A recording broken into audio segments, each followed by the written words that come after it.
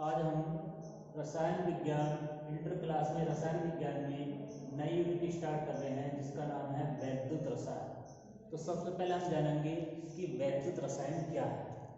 वैद्युत रसायन को इंग्लिश में कहते हैं इलेक्ट्रोकेमिस्ट्री। इसके नाम में ही इसकी परिभाषा छिपी हुई है। इलेक्ट्रिकल एनर्जी यानी वैद्युत ऊर्जा, केमिकल एनर्जी यानी रासायनिक ऊर्जा। तो वैद्युत ऊर्जा का रासायनिक ऊर्जा में और रासायनिक ऊर्जा का वैद्युत ऊर्जा में जो परिवर्तन होता है, एक दूसरे में जो परिवर्तन हो रहा है उसे कहते हैं वैद्युत रसायन। तो सबसे पहले हम इसमें जानेंगे कि सेल क्या है। सेल भी यही है। सेल क्या करता है? वह उपकरण है जो वैद्युत ऊर्जा को रासायनिक ऊर्जा में और रासायनिक ऊर्जा को वैद्युत ऊर्जा में बदल देता है। सेल जो है दो प्रकार के होते हैं, वैद्युत अपघटनी सेल, दूसरा है वैद्युत रासायनिक सेल। जो परिभाषा हमने पहले बताई है वही परिभाषा चलती रहेगी। सेल क्या है? वैद्युत ऊर्जा का रासायनिक ऊर्जा, रासायनिक ऊर्जा का वैद्युत ऊर्जा में परिवर्तन कर देता है। तो वैद्युत अपघटनी सेल को सेकेंडरी सेल यानी द्वितीयक सेल भी कहते हैं। यह सेल वैद्युत ऊर्जा को रासायनिक ऊर्जा में बदल देता है। जैसे जो है हमारा है सीसा संचायक सेल, जो घरों में बैटरी लगी होती है जिसे हम बैटरा कह देते हैं, उसे कहते हैं वैद्युत अपघटनी सेल। वैद्युत धारा आई और उसमें रासायनिक अभिक्रिया हुई। वैद्युत धारा आने पर कौन सी हुई? रासायनिक अभिक्रिया। ये सेल रासायनिक ऊर्जा को वैद्युत ऊर्जा में, जैसे सेल बैटरी टॉर्च में होते हैं वो वाले सेल डैनियल सेल भी कहते हैं, जिसमें ड्राई सेल भी है। तो परिभाषा वही चली जा रही है कि वैद्युत ऊर्जा का रासायनिक ऊर्जा में, रासायनिक ऊर्जा का वैद्युत ऊर्जा में परिवर्तन। सीसा संचायक सेल कहते हैं इसमें एग्जाम्पल, सीसा लैब को कहते हैं।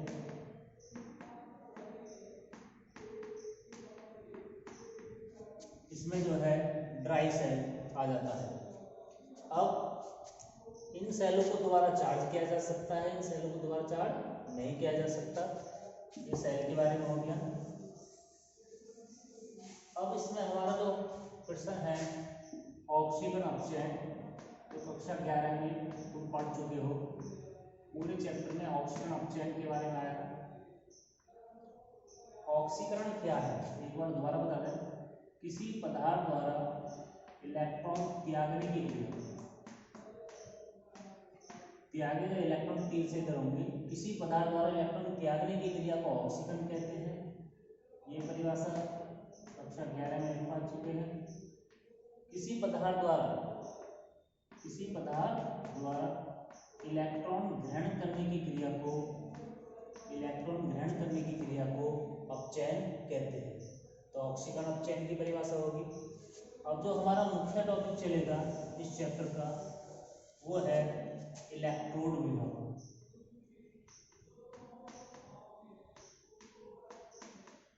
इलेक्ट्रोड विभव, इलेक्ट्रोड विभव क्या है? जब किसी धातु की छड़ को,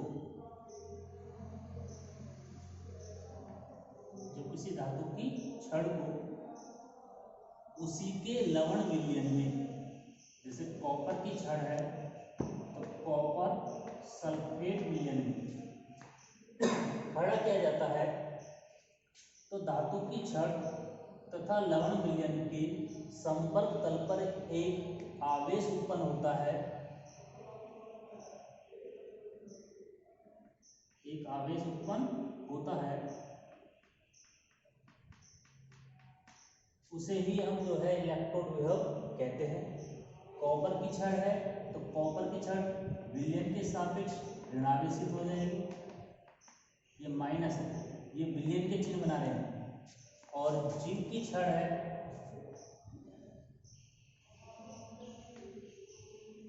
वो विलयन के सापेक्ष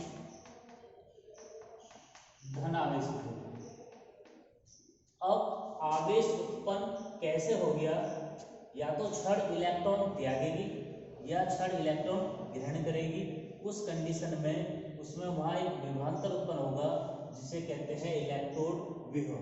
जिसे क्या कहते हैं? इलेक्ट्रोड विभव कहते हैं।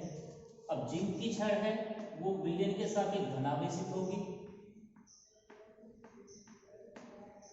और कॉपर की छड़ है वो विलयन के सापेक्ष ऋणावेशित होगी।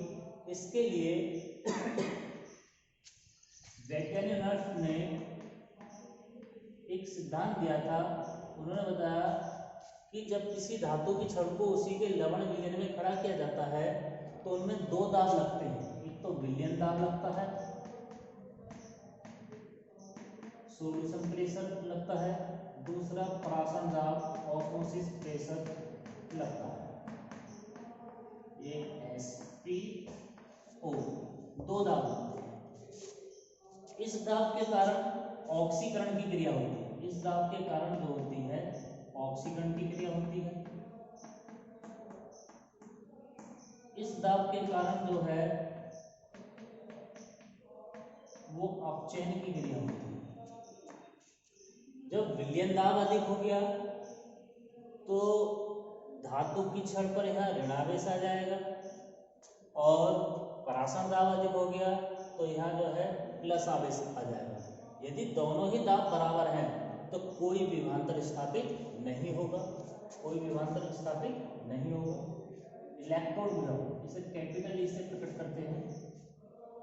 अब हम थोड़ा नया क्वेश्चन इसमें मानक इलेक्ट्रोड विभव इसे E0 से जो है प्रकट करते हैं। मानक इलेक्ट्रोड विभव क्या है? यदि ये जो विलयन है इसकी मोलरता सांद्रता 1 हो, दाब 1 atm हो और 25 सेंटीग्रेड पर ये क्रिया कराई जा रही है तो वो जो इलेक्ट्रोड विभव होगा, इलेक्ट्रोड विभव होगा उसी को मानक इलेक्ट्रोड विभव कहते हैं। उसी को मानक इलेक्ट्रोड विभव कहते हैं। इलेक्ट्रोड विभव को ही मानक इलेक्ट्रोड विभव कहते हैं। कब कहते हैं? जब विलयन की सांद्रता कितनी हो? 1 मोलरता 1 मोल और दाब कितना हो? 1 atm और ताप कितना हो? 25 सेंटीग्रेड। तो इलेक्ट्रोड विभव को ही मानक इलेक्ट्रोड विभव कहते हैं। अब ये जो इलेक्ट्रोड विभव है, इलेक्ट्रोड विभव जो है इलेक्ट्रोडों पर होने वाली अभिक्रिया के आधार पर, इलेक्ट्रोड विभव जो है इलेक्ट्रोडों पर होने वाली अभिक्रिया के आधार पर दो प्रकार का होता है। ऑक्सीकरण विभव,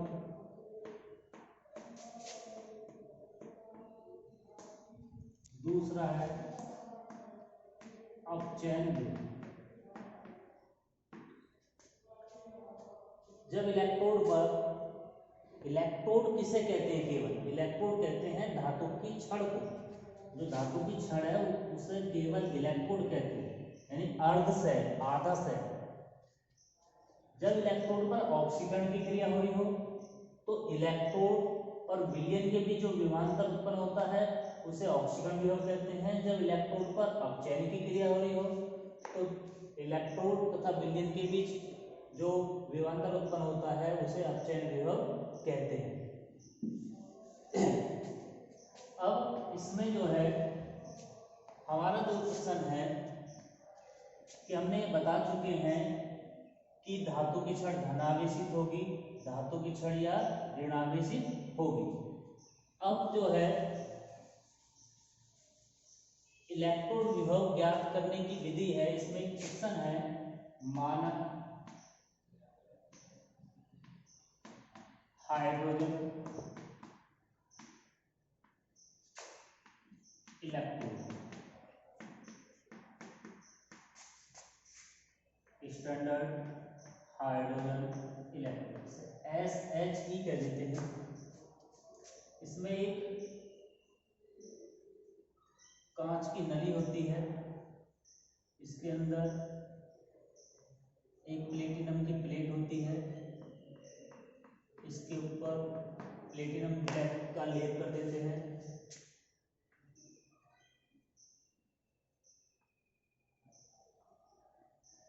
इसमें एक एटीएम दाब, एटीएम यानी वायुमंडल दाब पर हाइड्रोजन गैस प्रोवाइड करते हैं। हमें जो है किसी इलेक्ट्रोड का इलेक्ट्रोड विभव ज्ञात करना है, किसी इलेक्ट्रोड का इलेक्ट्रोड विभव ज्ञात करना है,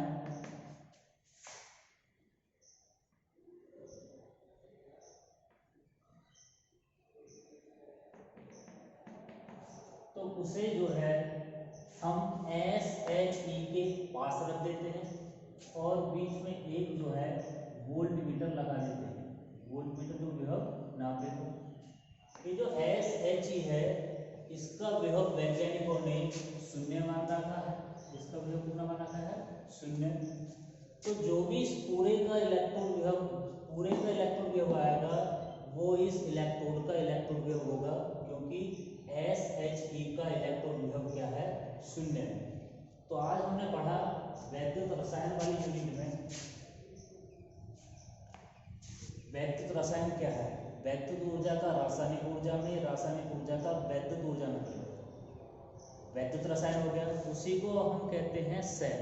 सेल क्या करता है, वैद्युत ऊर्जा को रासायनिक ऊर्जा में बदल देता, रासायनिक ऊर्जा को वैद्युत ऊर्जा में बदल देता। सेल दो प्रकार के, वैद्युत अपघटनी सेल, ये वैद्युत धारा आई, जैसे घर में जो बैटरा लगा हुआ है उसमें धारा आई, रासायनिक अभिक्रिया हुई तो वैद्युत ऊर्जा को रासायनिक ऊर्जा में बदल दिया। अब हम टॉर्च वाली बैटरी को इस्तेमाल कर रहे हैं तो रासायनिक ऊर्जा वैद्युत ऊर्जा में चेंज होगी, उसे कहेंगे हम वैद्युत रासायनिक सेल।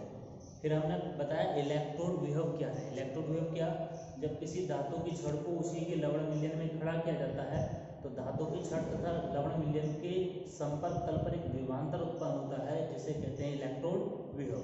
फिर हमने कहा मानक इलेक्ट्रोड विभव। तो मानक इलेक्ट्रोड विभव क्या है, इलेक्ट्रोड विभव को ही मानक इलेक्ट्रोड विभव कहते हैं। कब कहते हैं, मोलरता कितनी हो 1, दाब कितना हो 1 atm, टेम्परेचर कितना हो 25 सेंटीग्रेड, तो इलेक्ट्रोड विभव को ही मानक इलेक्ट्रोड विभव कहते हैं। फिर इलेक्ट्रोड विभव के प्रकार है, दो प्रकार के, ऑक्सीकरण, अपचयन। जब इलेक्ट्रोड पर ऑक्सीकरण की क्रिया हो रही है तो इलेक्ट्रोड तथा विलयन के बीच जो विभवांतर उत्पन्न होएगा उसे ऑक्सीकरण विभव कहेंगे। जब इलेक्ट्रोड पर अपचयन की क्रिया हो रही हो तब इलेक्ट्रोड तथा विलयन के बीच जो विभवांतर उत्पन्न होता है उसे अपचयन विभव कहते हैं। अब हमारा प्रश्न है इलेक्ट्रोड विभव, मानक इलेक्ट्रोड विभव ज्ञात करने की विधि। तो मानक इलेक्ट्रोड विभव ज्ञात जब करेंगे जब हमें मानक हाइड्रोजन इलेक्ट्रोड के बारे में जानकारी होगी। मानक हाइड्रोजन इलेक्ट्रोड विभव, इसका विभव वैज्ञानिकों ने शून्य मान रखा है। तो हमें जिस इलेक्ट्रोड का भी इलेक्ट्रोड विभव ज्ञात करना होता है उसे हम SHE के संपर्क में रख देते हैं, बीच में एक वोल्ट मीटर निकाल देते हैं, जो भी वोल्ट मीटर में क्या लगे होंगे, चिन्ह, जहां तक भी उसकी सुई उठेगी वहां वो उसका इलेक्ट्रोड का क्या होगा, इलेक्ट्रोड विभव होगा।